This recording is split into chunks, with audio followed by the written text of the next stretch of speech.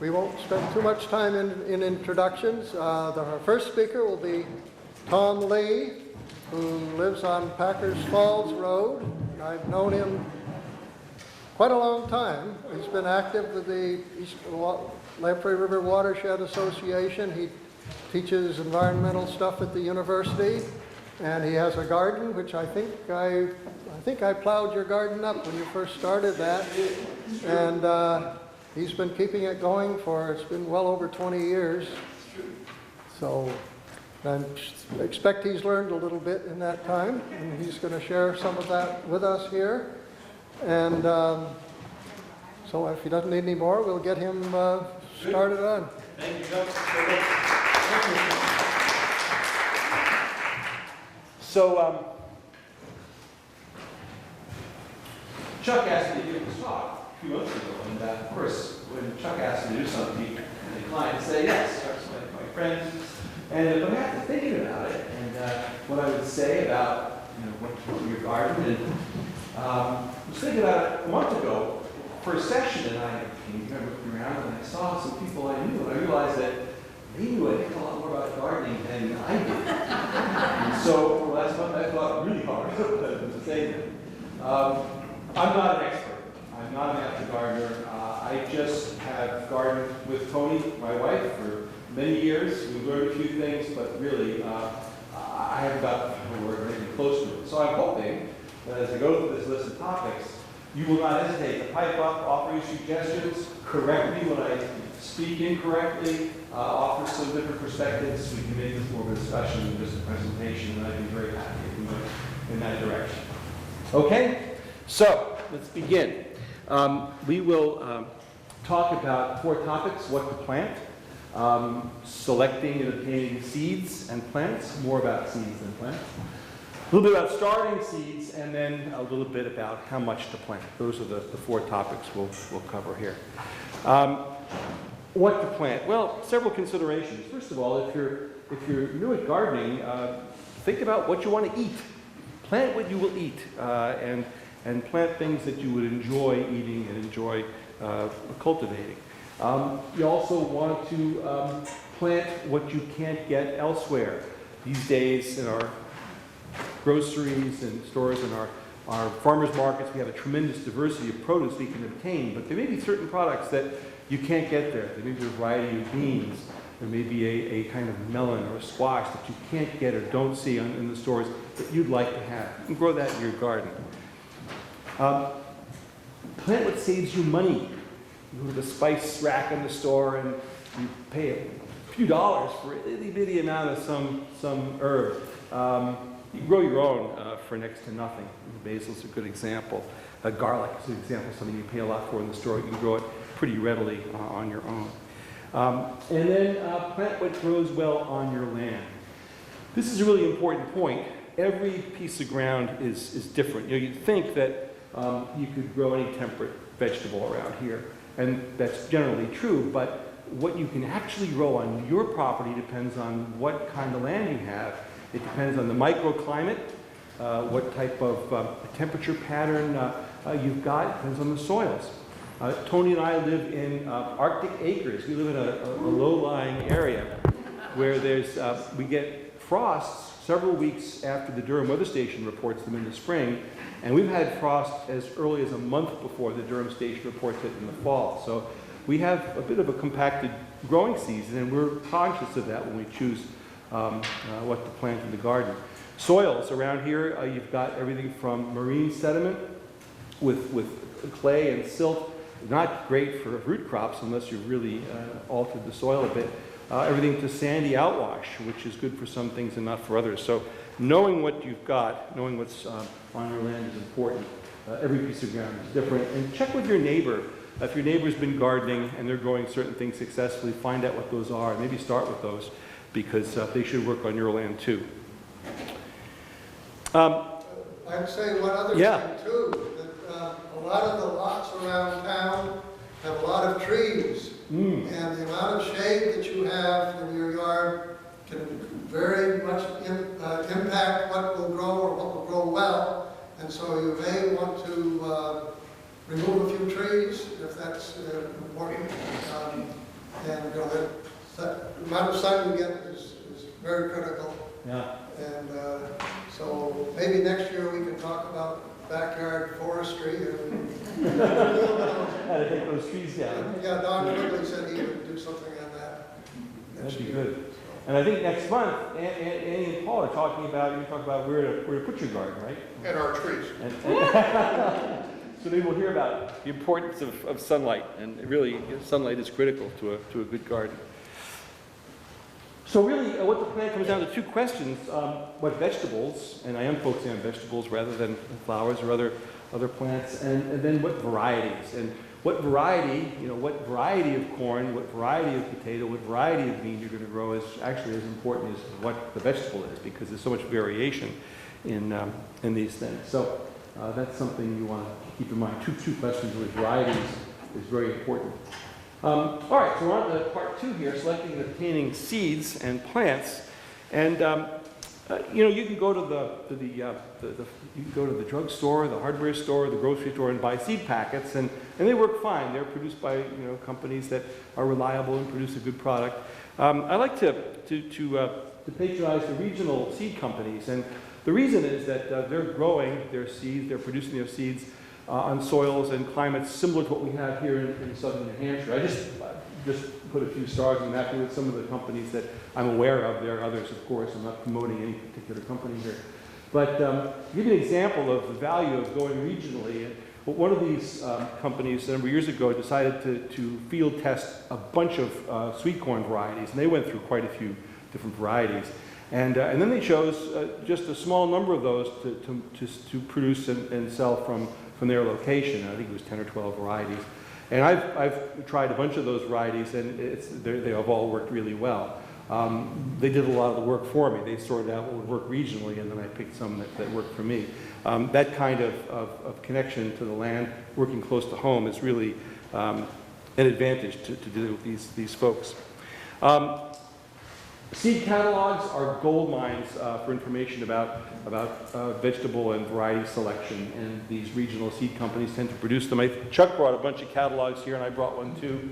You can take a look at them after we come on. And these catalogs are not just catalogs; they are encyclopedias of useful information. And I'll refer to them repeatedly as we go forward here, because. Can I put in a good word for another regional company? Sure. Country Garden Seeds. Yeah. They're especially good because there are small quantities for people who are doing a small garden and don't want all the seeds that come in a diamond pack. Yeah, so you can get smaller. I'm going to mention packet size later on, that you should find a producer that gives you seeds in packages that are the appropriate size.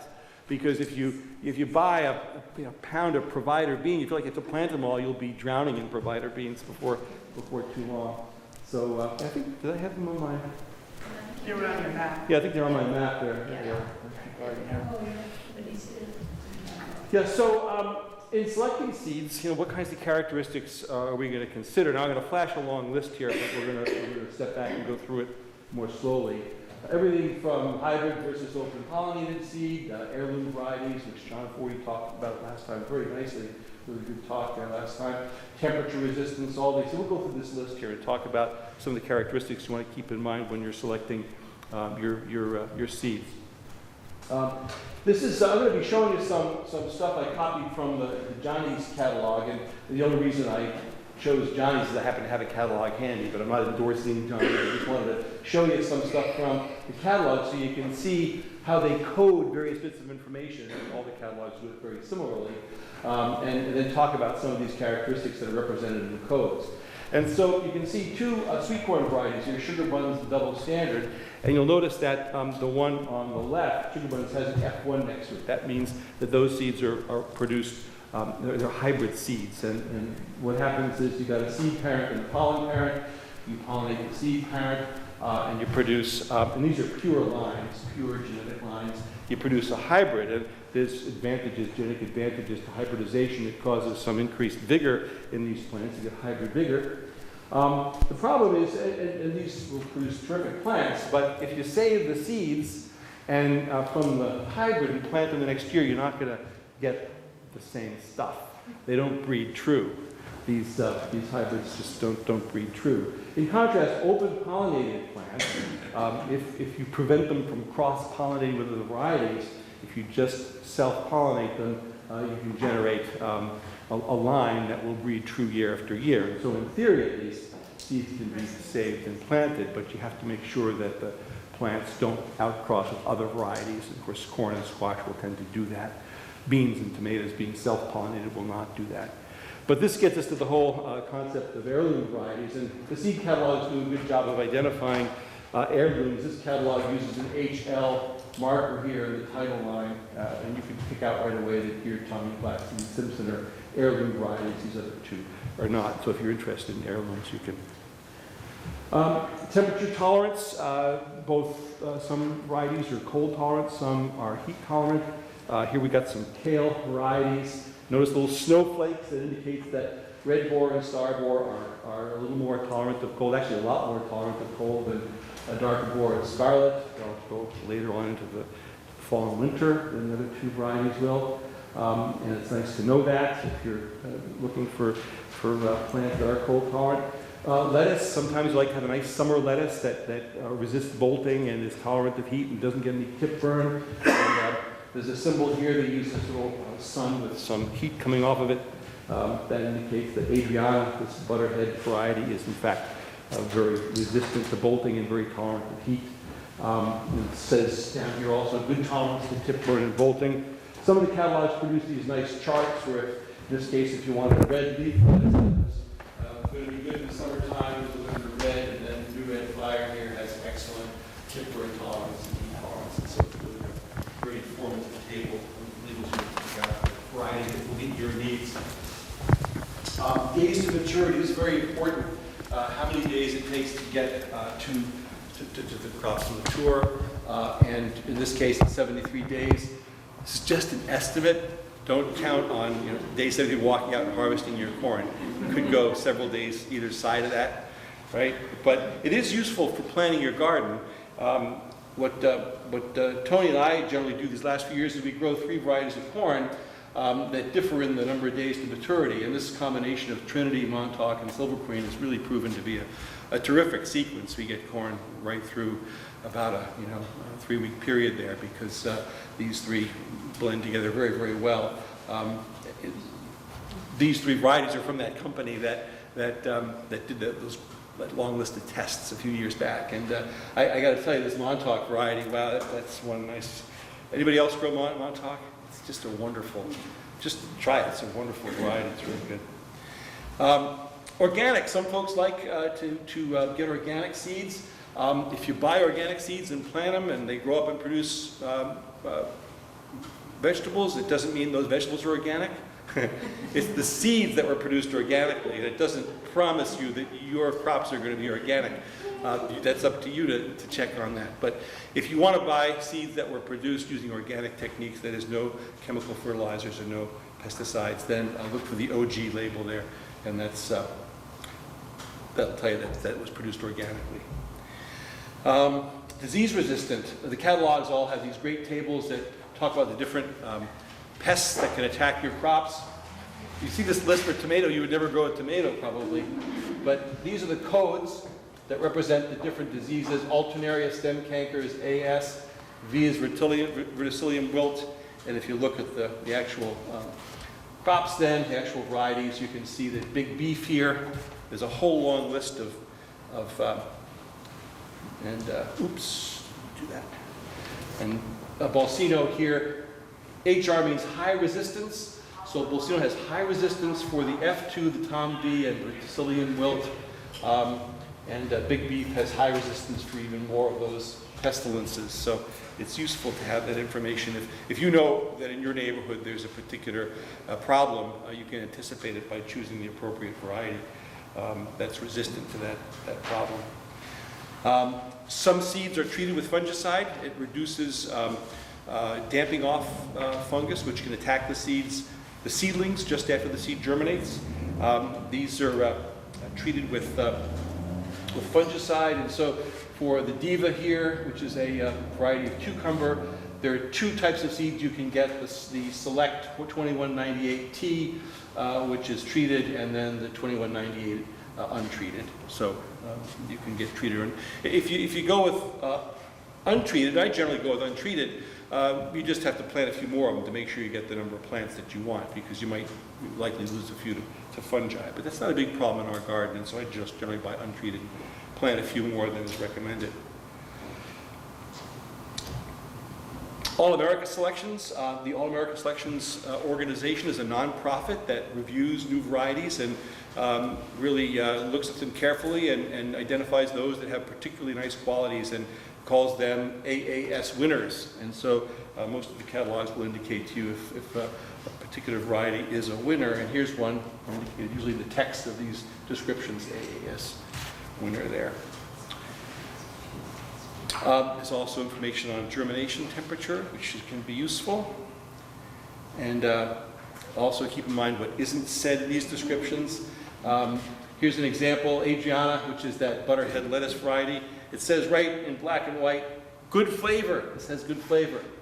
This description doesn't say anything about flavor. And so if flavor is really important, I'm going with the Adriana probably. So what isn't said is something to keep in mind. All the catalogs have these great comparison charts. You can see what the variety that you've chosen will look like in comparison to others. They're very, very useful. Okay, selecting and obtaining plants. Just a few things about this. If you're going to buy plants, always patronize trusted sources. Go to places that you know produce plants with care and with all the proper techniques. You ask around, people will tell you where those places are, but there are some folks that go to great lengths to produce really good garden plants. Go visit them, find out what varieties are available, do some research about what varieties might be best for your needs, or talk to the proprietor, ask them what they recommend, and always choose healthy, really well-tended plants. If you see a lot of yellow in the leaves or some tip burn, it suggests that these have been either not watered properly or they may be pot bound. If they're yellow, they're probably pot bound, which means the roots are in a ball and covering one another up, and the plants aren't getting proper nutrients. If you plant a pot-bounded individual in your garden, it's not going to do very well. It takes a long time for them to recover from that condition, and so it's almost not worth planting. So look for plants that are green and healthy looking, that aren't pot-bound, that aren't bulging out of the pot and or the container, and then go with those. It really is important to do that. And then once you get them home, if you leave them lie around for a while, watering them occasionally, they're going to get pot bound under your watch, and you don't want that. So you want to get them to the ground pretty quickly. Just a comment about seed potatoes. We grow potatoes our place. We love potatoes, and again, patronize trusted sources. The seed companies will ship these to you in the spring, but we get them locally. There are a lot of good sources locally, and they have a good diversity of varieties. Think about the time of maturity you want in your potatoes. This is a trick I learned from Chuck a few years ago, that these Colorado potato beetles, you can actually reduce the chances of an infestation if you plant late. If you plant your potatoes a little bit late. And so we plant in mid-June, and we plant varieties on the early side, early and mid. We plant Yukon Gold and Kennebec with two of the varieties we often plant. And those produce tremendous amounts of potatoes for us. We grow a lot of potatoes. We grow other varieties too. We've experimented with those. It's been a lot of fun. I grew up on Long Island, where we used to grow a lot of potatoes down there. They only grow houses on quarter-acre plots now, but back then, when I was a kid, they grew a lot of potatoes. So I have a strong affection for potatoes. Starting seeds. You've got your seeds. Some of them you might want to start indoors or in a cold frame because they need a longer growing season. So tomatoes, peppers, eggplant, onions, melons are things you often want to start ahead of time before you're planting outdoors. Somewhat true for these other vegetables as well, or herbs. In the case of basil, broccoli and cabbage, Brussels sprouts, sometimes I like to start those early too. And so if you're going to do that, you want to think about growing them or starting them indoors in a cold frame or in a greenhouse. Indoors, is easy. That's what we do. We haven't done a lot of this, but when we've done it, it's been very successful. You have to remember that you don't have a lot of space for these things, and so they're going to be in fairly small units, and so you want a good planting medium. You want containers to put the medium in. You want appropriate levels of light, heat, and moisture. And those 5 things are the key, really, to growing good plants in your home.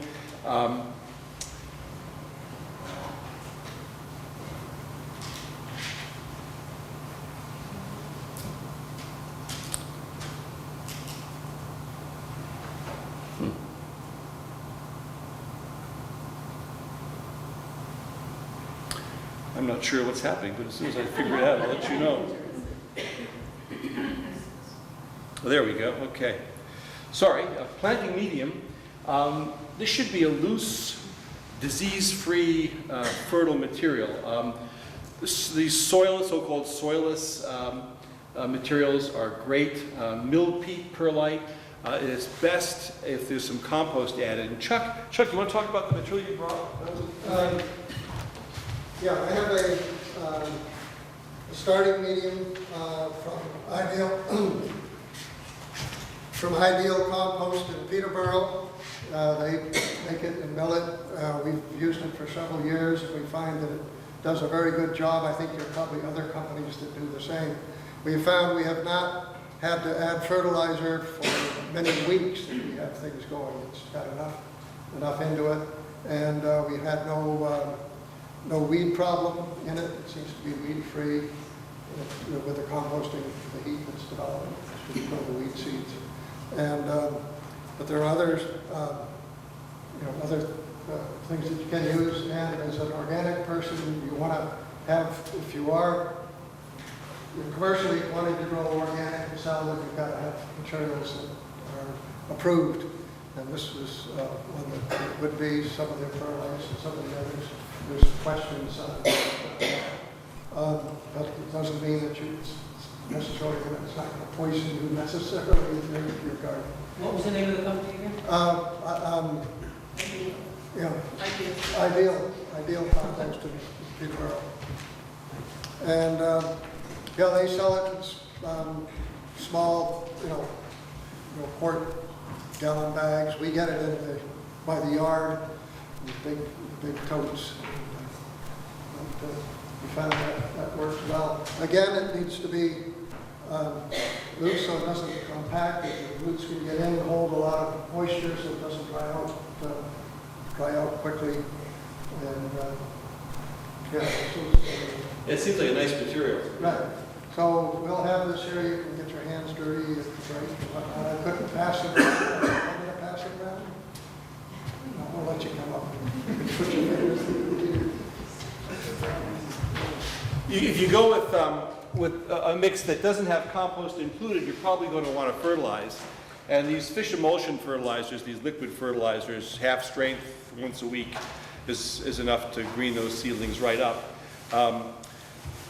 The seeds themselves don't need fertilizer, it's the developing seedlings that do. And so after the seeds have germinated, they're starting to poke out, then you can begin to fertilize them.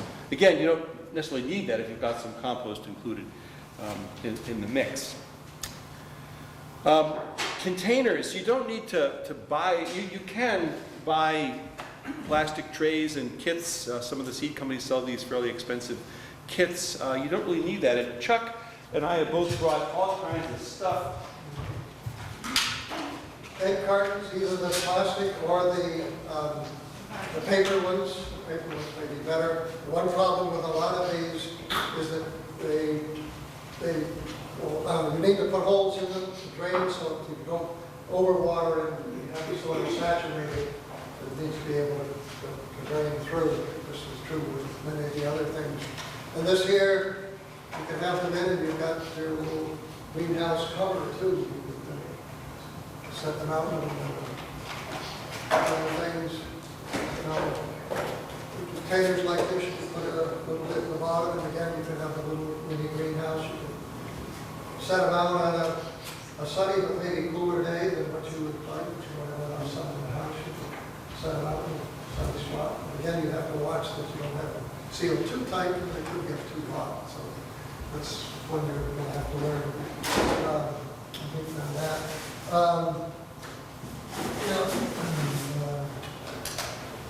These containers are great for starting, tomatoes and stuff when you get going. And if you get bigger ones, you can get like these. And again, later on, there's little cloches outside. You can cut the bottom off this and set this over your plant. Bend it on the top, and that will get these going, keep the wind from beating them down. So those are the main things. And I think it can be very creative on what you can use. And we've never got into cold frames. Yeah, that's coming up. Yeah, show some pictures of that. Yeah, it's important to realize that there's a lot of stuff just lying about that will suffice. You don't need to go out and spend a lot of money on this kind of thing. It's just not necessary. The key, and Chuck is absolutely right, the key is drainage holes. Some of these home containers, you have to poke holes in the bottom. The worst thing that can happen to developing seedlings is to flood the soil, and then the fungi go berserk, and you get these damping off fungi that kill your seedlings. And so you really want to minimize the chance of that happening. I'm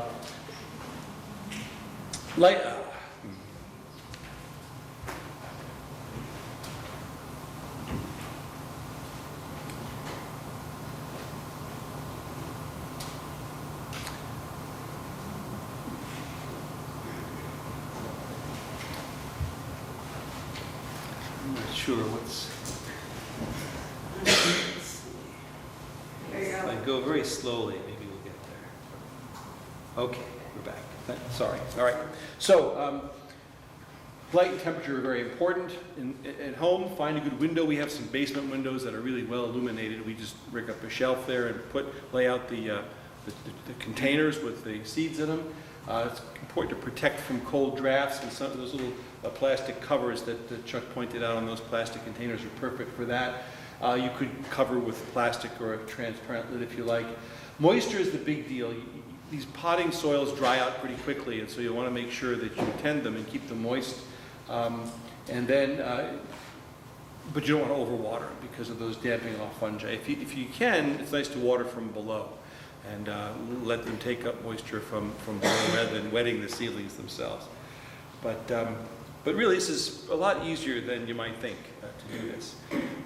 You can also do cold frames if you want to work outside. And here again, there's no need to spend a lot of money. You can make a cold frame out of bricks and plastic or out of old windows and hay bales. You do want to keep an eye on the temperature and ventilate if it gets too hot in there, and make sure it's secure and draft-free if it gets cold. So it takes some monitoring, but it's really not that difficult to do. Tony's built cold frames out of old plexiglass sheets and all kinds of things over the years, and so have you ever spent any money on them? And still, they've produced some pretty good plants. How much to plant? Well, this is always a good question. It's easy to overplant, and of course the poster child for this is zucchini. You only need one zucchini plant. You all know that, right? But I have this problem with green beans. I like green beans, and so in the spring I can't help myself. I plant 4 mounds of pole beans, and I plant 4 rows or more of provider bush beans, and all like on the same day. And so in August, Tony comes in from the garden. She says, "Do you realize how many beans there are out there?" And this is it's been a problem. So recent years I've tempered my enthusiasm, but it really is important to think about. And the size of the packet was mentioned earlier. It's very important if you're ordering seeds, order the appropriate amount and don't feel like you have to buy the big package. And if the seed company you're dealing with only has big packages, find one that will sell smaller packets if you just want a few plants. So keep in mind that you don't feel too confined by what's available at your local seed producer. Ask around, look around to see if you can find exactly the right amount that you'd like to plant. Some vegetables, of course, require minimal numbers of plants. If you're going to plant sweet corn, you need at least 4 rows, 5 foot long. You need 20, 30 plants at least to get good pollination. So you can't just plant one corn plant. There are these vegetable growing guides that Chuck reminded me about before tonight. and that are very useful. This is, you probably can't see this, but these are the vegetables here. This is how many seeds you'd need for a 100-foot row. This is how many pounds you'd need for an acre. This is the average yield per 100-foot row and the average yield per acre. So if you think about carrots here, there's carrots. You plant about 3,000 seeds in a 100-foot row. So in a 10-foot row, you plant 300 seeds, right? And that would give you a 100-foot row, 150 pounds. A 10-foot row would give you 15 pounds of carrots. And so using this little chart, you can get some idea of how much yield you'll get from a particular number of seeds and amount of area planted. It's a useful table, and the catalogs every one of the catalogs we have over there has that table or something like it in there. So that's what I've got. Have fun with your garden and eat well. This is that Montauk corn I was talking about that I'm crazy about. Questions, comments, suggestions, stuff to add? Yeah. Saving seeds, you save them over. Yeah, we don't. We should. We don't. Anybody want to talk about that? Maybe. What was the question? Saving seeds. What about saving seeds? She asked if we save seeds and we don't. Anybody have, Eric, comments about that? Or? Go ahead, Chuck. Yeah, there are, well, another thing too, I think on the buying the packets, maybe you've got a neighbor who you could share packets with. Oh, good The point. other thing on the sides of the packet, some seeds will keep for years and be good. Others are only good for a couple of years and they lose their liability. So if you've got something like cabbage and whatnot, those are usually good for a number of years. So a bigger packet might be that you could keep it on. So that's one thing. Saving seeds, some things self-pollinate closely and they come true to type. Tomatoes are easy, beans are easy. Corn is very difficult because it's wind pollinated, and if you have, it's going to spread across. I grow several varieties of corn and I keep them in separate fields. You know, there's many hundreds of feet between them. Squashes are the same type. They cross-pollinate very easily. That's an insect primarily. But you're trying to save your squash seed, particularly if you have boards in the same place, you may end up with stuff that's very unedible for the next year. I guess those are the things there. I guess the other thing I'd mention, if you have older seed that you've kept over, you can do an easy germination test. Well, if you're just putting a few starting seeds, well, they didn't come this time, you just started in the plants, you haven't lost much. But if you're putting them in the garden, you want to know that you've got good seed. And what I do is just use a piece of paper towel, take about a quarter of a paper towel, moisten it. I usually put 10 seeds in, so it's just, when I fold it up, moisten it. Put it in a plastic bag that I can, you don't have to see through it. And you label it one way or another so that you know which ones you've got. And then you'll see when you open it up, oh, yeah, I got 8 of them grew, so gee, these seeds are pretty good. If you only got 1 or 2, you better not go ahead with that. But that's a very simple way germination test over there. I guess the other thing I would mention on starting the seeds, until they germinate, most of them don't need light. There's a few varieties of seed that do need light to germinate, some of the flowers or something.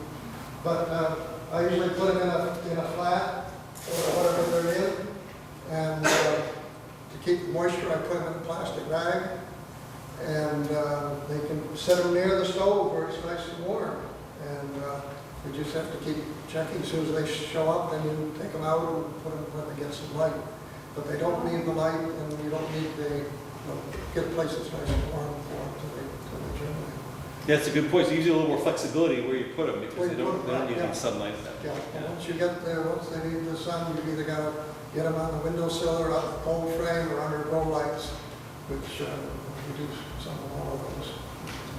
You mentioned grow lights too. I didn't mention grow lights, but that's, if you don't have a good window, if you don't have good solar aspect, grow lights, a fluorescent lamp will be Yeah, you have a to good have addition. ones that's right, Right, wavelengths. wavelengths Yeah. for it. And I think some of the newer ones with the LEDs and stuff are much more efficient than some of the older ones. Right. Yes? I have a rack of lights and I can adjust them and change them. Really have to be on about 16 hours a day with a timer and then I keep them about 2 inches above. But I found good old fluorescent lights work fine. They do. Yeah, it's when the flowering plants that you do need to worry more about the wavelength and that type of thing. But if you're just starting seeds, and even if you just, on a table and prop up a light, I mean, I just have found not much luck with windowsills because Okay, you yeah. just can't get enough light. And the other thing I would just say is you say, check your plants every morning because I've, in a day or two not looked and then suddenly got lettuce this tall, you might as well throw it out and start again Yeah. because it's just not going to ever recover from that. Because they can literally germinate in 24, 48 hours, some plants. But I would just say it's really worthwhile using the shop lights if you have a setup in your basement or something that you can do. Yeah. And with the timer, it turns on, turns off, you don't need to worry about it. That's very good advice, and I'm a little biased. We just happen to have really good solar lighting on one side of our house, but if you've got any woodland shade at all, or not a good south aspect, lighting around here, lighting is, especially when you start pretty early, lighting is going to be an important consideration. So thanks for that comment. Yes. I say, one thing you can do is stagger seed starting time, so instead of having different varieties with different lengths to harvest, you can just plant some, start some and wait. That's absolutely true. Yeah, you can, for example, if you wanted to have corn 10 days apart in the season, you plant the same variety, but every 10 days, separate it by 10 days. Start your seeds in a staggered fashion. That's a great suggestion. That'll be interesting when you do get into shade later on. I had good sunlight, but all the trees in other people's yards. So I'm using more and more sunshine every year. Yeah, that's the problem. The trees don't stop growing, and they cast a long shadow. That's true. I don't have any suggestion except maybe some midnight chainsaw work. I think we'll probably take one more question, and then we will take a short break for the, getting the video reset, and we'll have our second presentation, but people will be around for more questions after that. Yes? So I have a question about, I have two things actually. One is about inoculants for like peas and legumes and things like that. I've never used an inoculant like my mom soaks her peas and but I've never had success with my peas here, and I was wondering if you use inoculants. And then a second thing is that I look at you at Ancient Plant Genetics, and so we're growing Arabidopsis, right? Right. And so the way that I figure out how, and this is the first time I'm actually starting my own seeds, believe it or not, but the way that we figure out the water, because water is the big issue. If you overwater, you get mold, Right. fungus, and if you underwater, then they don't grow, they just dry out. Especially if there's cotyledons right at the beginning, right? Yeah, it's tricky. So we do it by heft. Like that's how I've Oh, taught it's- all my yeah. students. Is like Yep. lift up the pot, because they're little pots, and just see if it's heavy. If it's heavy, don't water it. Right. If it's lighter, If it than feels water. light and feathery, Light, you then water add some it. water. Yeah. And I'm wondering if that's going to work with vegetables, if you can let them dry a little bit like that. I've lifted up a tray to see if it needed water or not, Yeah, so you and might made that. have to. Yeah. Yeah. And then what about the inoculants? I've never used any.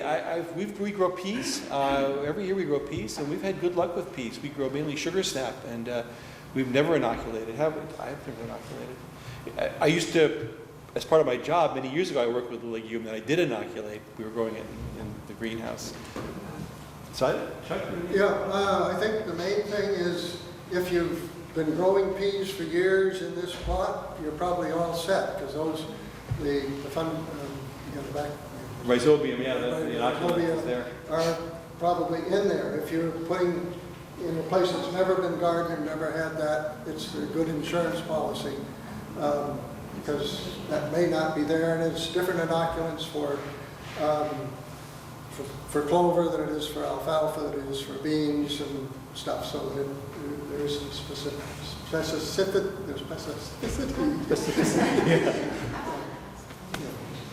Well, I think we need to take a break, and we'll get on later. So our next speaker is Jill Nooney from Bedrock Gardens here in Lee. I think her title is How to Change Your Yard into a Garden, is that right? So I'm looking forward to this. Any of you who have not been to Bedrock Gardens are missed quite a bit, and hopefully you will be able to enjoy Bedrock Gardens here in the future. And so I won't say much more than that. I think she started out, well, you can tell what you did and how you got to gardens. Well, I will. First, I want to thank Tom for that great talk and getting me off the hook, since I've never planted anything from seed, ever. So this is the backyard here. So my talk is how to make your yard into a garden. Who's been to Bedrock Gardens? Wow. Okay, preaching to the choir.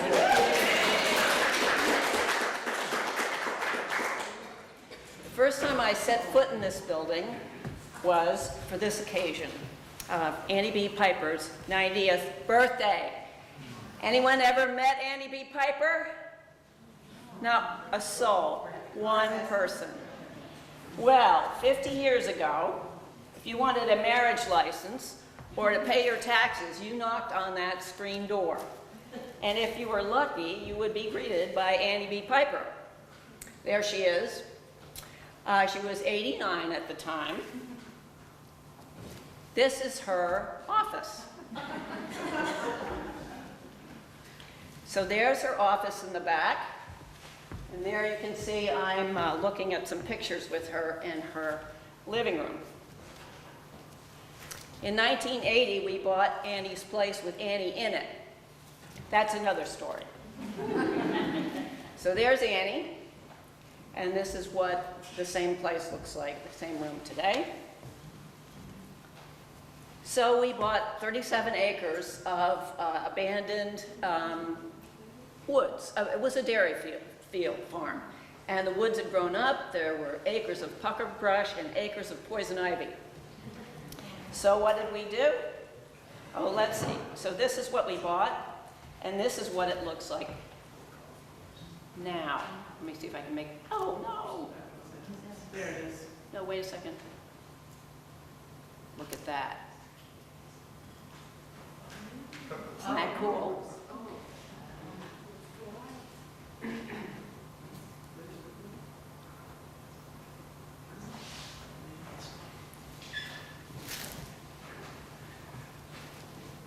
So enough of that.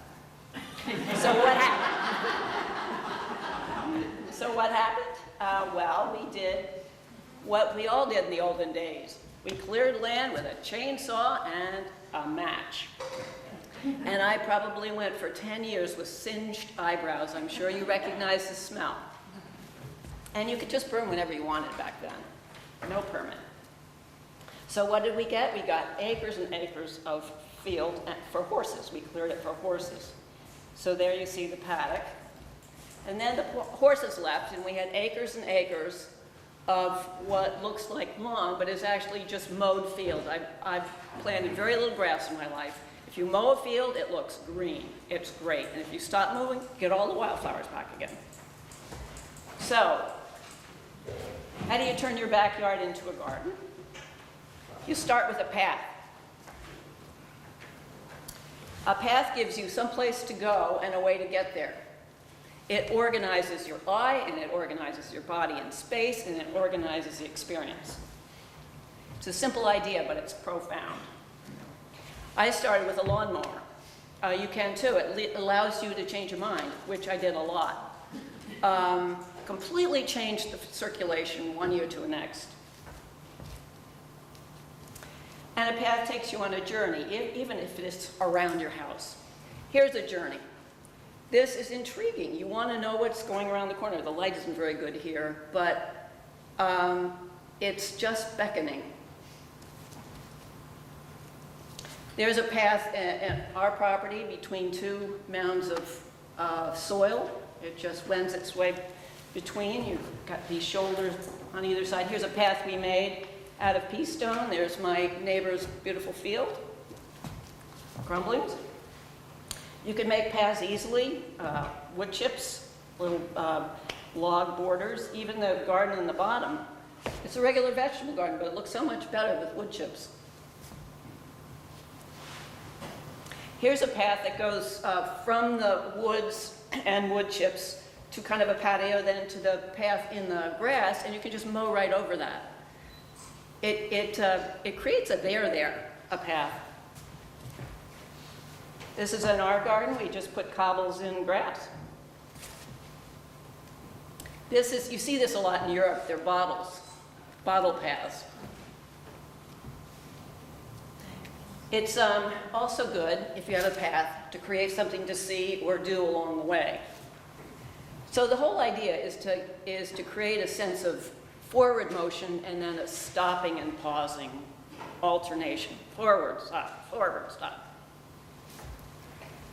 So this is a path you take with your eyes, really. And there's plenty to see here. There's a bird bath, there's a little girl with an umbrella, there's a birdhouse.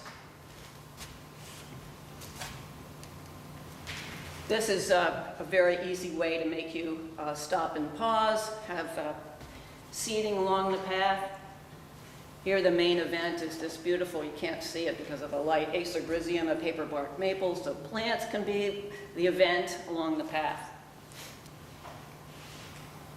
Here I created a sculpture that's in the middle of this grass path as a way to sort of say this is where you're going. Okay, so have the path lead somewhere if you can. We don't all have pools, but take away that path and it's much less dynamic. Even if you don't walk on it like that. People mostly look at their pools anyway, right? Even a path around your house, it creates somewhere to go. To where you hide your garbage. It could go to your vegetable garden. Speaking of vegetable gardens, don't do this when you could do this. Simple, Paul's going to talk about this. How to make your vegetable garden, how to capitalize on the aesthetic possibilities of your vegetable garden. Of course, I'm interested in aesthetics more than eating. Talk about aesthetics. Vegetables are beautiful. Capitalize on that. This is a patio garden that's just peppers. So if you don't have a plot, you can put this on your deck. It looks so much better on the computer. This is one of my favorite winter boar kale and lettuce and celosia. You can eat celosia, mustard in the back. This is in my garden. There's that kale and climbing nasturtium and setaria, millet, and scented geranium. This is a combination of the kale and one of the more poisonous plants that you can have in your garden, which is castor bean, where the ricinus poison comes from. So don't tell kids that. So this is a beautiful garden of artichokes in area and purple chard. I mean, that would be fitting in a botanic garden. It's beautiful. I mean, why not? There's the beautiful cabbage again. The potatoes are looking great. Elevating something in your vegetable garden adds a lot of interest. Just a pedestal like that. And don't forget to have fun. This is red noodle beans that I grew. My grandkids love them. And this is a very fun thing to do. When pumpkins are young, you can write in them, and it makes a scar by the fall, and you can write your whole marriage vows in pumpkins. So remember, a path that goes somewhere and something to see along the way. Happy gardening.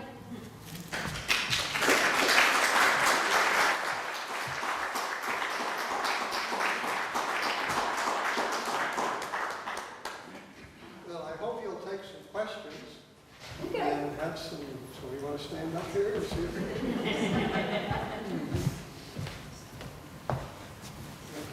What do you do about deer?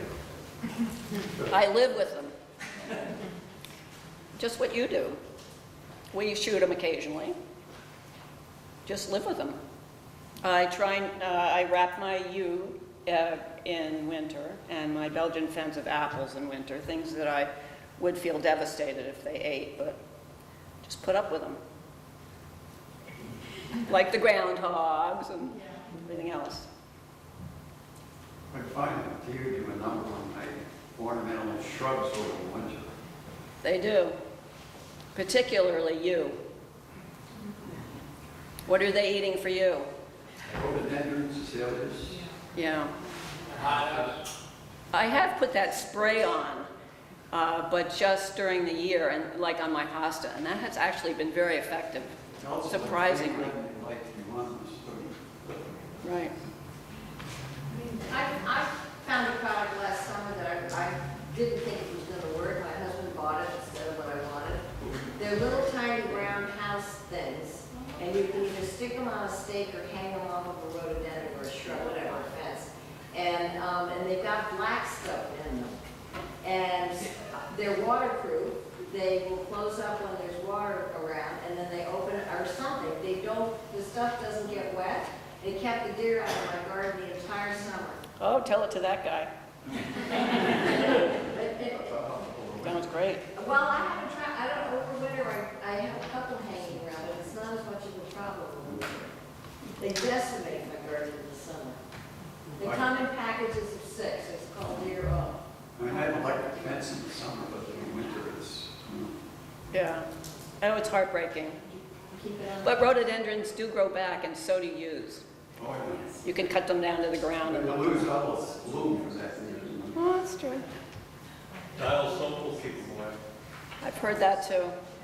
Cynthia Hosmer used to have them all over the property. you want to speak maybe something about your sculptures that you, Oh, I brought a couple of sculptures here.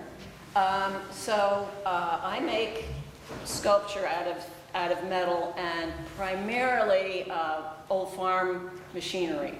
And we've been known, let's see, Ricky isn't here, but we've been known to come home with 3 or 4 big pieces of farm equipment, and then we take them apart at home, and I have kind of, not exactly a catalog, but I have areas where I have harrows and, you know, it's organized. And so the thing I like about farm equipment is that they're rusty often, which is the color of dirt, and they've worked the land. So I like the fact that it's come from the land and it's going back on the land, and so many of these old pieces of equipment go to China to get, you know, melted down for refrigerators. So I view it as America's heritage. They're 100-year-old pieces of equipment. In fact, lots of times guys in particular are irritated that I'm using some of those tools that they could be using, you know, in my sculpture. But there's just so many rusted screwdrivers that a person can use. So those are some examples of what I do over there. Is the sculpture at the transfer station yours? Yeah. That was supposed to be a kind of a tribute to Lee's history of the lumbering business, the dairy business, and home husbandry. So you can see all the clues in it. In fact, it's really fun when guys come to the property because lots of times I pick up this stuff also from the metal junkyard and I have really no idea what it is. And they'll say, I use that. It's a corker that puts a cork on a bottle.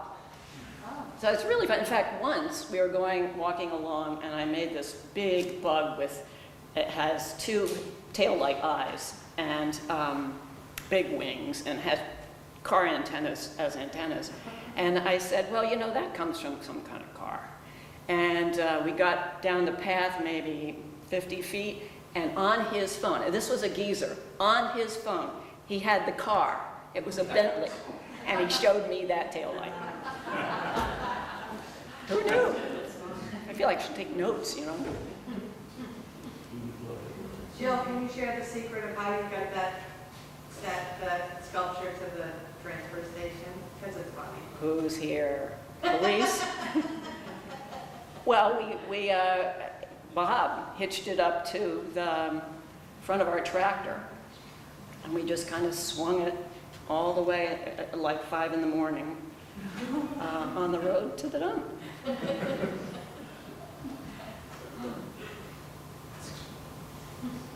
So thank you very much. I'm sure you'd like to cool off a little. Any other questions, or, okay, I guess Tom will be still here somewhere. Questions? No, answer the top. There. I just have a comment relative to something Tom had mentioned earlier. I've kind of forgotten about it, but it sort of serves as sort of a warning too. A friend of mine moved down to Pennsylvania years ago. He lived in a city, I won't mention which one, but he was kind of concerned that the crime rate was increasing a little bit, and he went to this rural area in Pennsylvania. And he was really excited about moving there because there were a lot of farms and the people were very friendly, and they found this cute little church to go to. And the first day they went to church was in the middle of summer, and they were walking in the church, and the pastor says, "Did you lock your car?"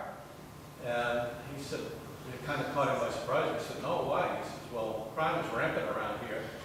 And so, of course, the wheels are turning in his head, and then the pastor says, "Yeah," he says, "come the 1st of August, if you don't lock your car, you come out, your back seat is full of zucchini and green beans." Okay.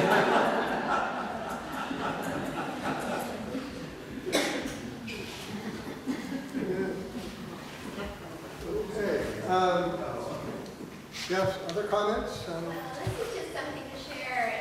I've had a bean sprouting jar in our basement, a screen top, and I've not used it before. And so this year, I just think it's something that you can do in the winter is to easily sprout anything. I'm doing mung beans right now, but you can use it as a lettuce alternative or something. So just something that I enjoy. And it seems like I'm not a great gardener and I'm getting sprouts, so he doesn't raise it every day. Okay, there are other questions or anything people would like to share here? I think one of the things I'm hoping to do with this series is to get us as a community to know each other a little bit better and see who has expertise or shares interests that we can build on, and I think we can all be happier for that. We can. So, yeah. How many people here have vegetable gardens? Well, it looks like about everybody. How about flower gardens? Well, it's some of the same and some different people there. And well, we have sculpture garden. What else could be?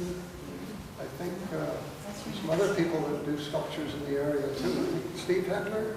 Yes, sure. Steve Hendler does some nice sculptures. Steve Green and granite. So there's, yes? I have a question just to put out. Does anybody here do woodland gardens?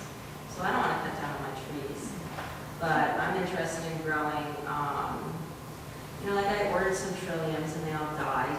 But I would like to, start like a woodland flower garden and where there's woods, because we have a lot of woods. Shade tolerant. Yeah, but I've tried a few things and I just see nothing but the You should come and visit because there are lots of We've things. never been there. Yeah, we'll give you some plans. All right. Visit that I can. I I know it was a few years ago, down going through Packers Falls, almost into Newmarket on the left-hand side in the spring. The whole place was full of, well, not the crocuses, but the, what? So someone had set the bulbs out in there, and I guess if they are up and they blossom and they have their green leaves before the leaves of the trees come out, so that they can perpetuate themselves that way. So, yeah, it was very nice to see the daffodils. Okay. Yeah, and I guess we've got 3 more sessions coming up, and hopefully that you'll come and share those with those and share these experiences with us. And I guess if there's nothing, I want to thank Ruth, our librarian, who also makes cake.